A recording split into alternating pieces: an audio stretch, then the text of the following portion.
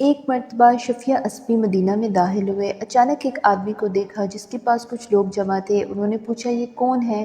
لوگوں نے جواباً عرض کیا، یہ ابو ہریرہ رضی اللہ تعالیٰ عنہ ہیں۔ شفیع اسپی کا بیان ہے، میں ان کے قریب ہوا یہاں تک کہ ان کے سامنے بیٹھ گیا اور وہ لوگوں سے حدیث بیان کر رہے تھے۔ جب وہ حدیث بیان کر چکے اور تنہا رہ گئے تو میں نے ان سے کہا، میں آپ سے اللہ کا بار بار واسطہ دے کر پوچھ رہا ہوں کہ آپ مجھ سے ایسی حدیث بیان کیجیے جسے آپ نے رسول اللہ صلی اللہ علیہ وآلہ وسلم سے سنا ہو اور اسے اچھی طرح جانا اور سمجھا ہو۔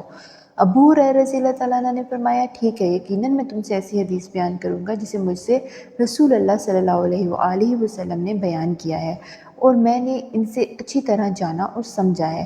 پھر ابو ہریرہ رضی اللہ تعالیٰ عنہ نے زور کی چیخ ماری اور بے ہوش ہو گئے۔ تھوڑی دیر بعد جب وہ فاقہ ہوا تو فرمایا، یقیناً میں تم سے وہ حدیث بیان کروں گا جسے رسول اللہ صلی اللہ علیہ وآلہ وسلم نے مجھ سے اس گھر میں بیان کیا تھا جہاں میرے سوا کوئی نہیں تھا۔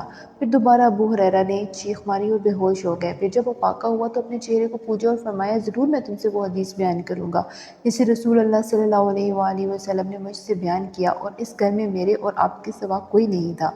پھر ابو ہریرہ نے زور کی چیخ ماری اور بے ہوش ہو گئے، اپنے چہرے کو پوجا اور پھر جب وہ فاقہ ہوا تو فرمایا، ضرور میں تم سے وہ حدیث بیان کروں گا جسے رسول اللہ صلی اللہ علیہ وآلہ وسلم نے مجھ سے بیان کیا اور اس گھر میں میرے اور آپ کے سوا کوئی نہیں تھا۔ پھر ابو ہریرہ نے زور کی چیخ ماری اور بے ہوش ہو کر منہ کے بل زمین پر گر پڑے۔ میں نے بڑی دیر تک انہیں اپنا سہارا دیے رکھا۔ پھر جب افاقہ ہوا تو فرمایا، رسول اللہ صلی اللہ علیہ وآلہ وسلم نے مجھ سے یہ حدیث بیان کی ہے، قیامت کے دن جب ہر امت گھٹنوں کے بل پڑی ہوگی تو اللہ تعالیٰ اپنے بندوں کے درمیان فیصلے کے لیے نزول فرمائے گا۔ پھر اس وقت فیصلے کے لیے سب سے پہلے ایسے شخص کو بلایا جائے گا جو قرآن کا حافظ ہوگا، دوسرا شہید ہوگا اور تیسرا مالدار ہوگا۔ اللہ تعالیٰ حافظ قرآن سے کہے گا، کیا میں نے تجھے اپنے رسول پر نازل کردہ کتاب کی تعلیم نہیں دی تھی؟ وہ کہے گا، یقیناً اے میرے رب۔ اللہ تعالیٰ فرمائے گا، جو علم تجھے سکھایا گیا اس کے مطابق تو نے عمل کیا؟ وہ کہے گا، میں اس قرآن کے ذریعے راتوں دن تیری عبادت کرتا تھا۔ اللہ تعالیٰ فرمائے گا، تو نے جھوٹ کہا، اور فرشتے بھی سے کہیں گے کہ تو نے جھوٹ کہا۔ پھر اللہ تعالیٰ کہے گا، قرآن سیکھنے سے تیرا مقصد یہ تھا کہ تجھے قاری کہیں، سو تجھے کہا گیا۔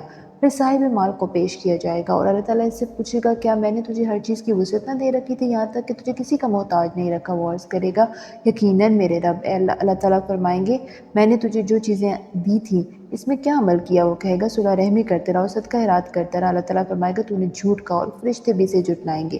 پھر اللہ تعالیٰ فرمائے گا، بلکہ تم یہ چاہتے تھے کہ تمہیں سخی کہا جائے تو تمہیں سخی کہا گیا۔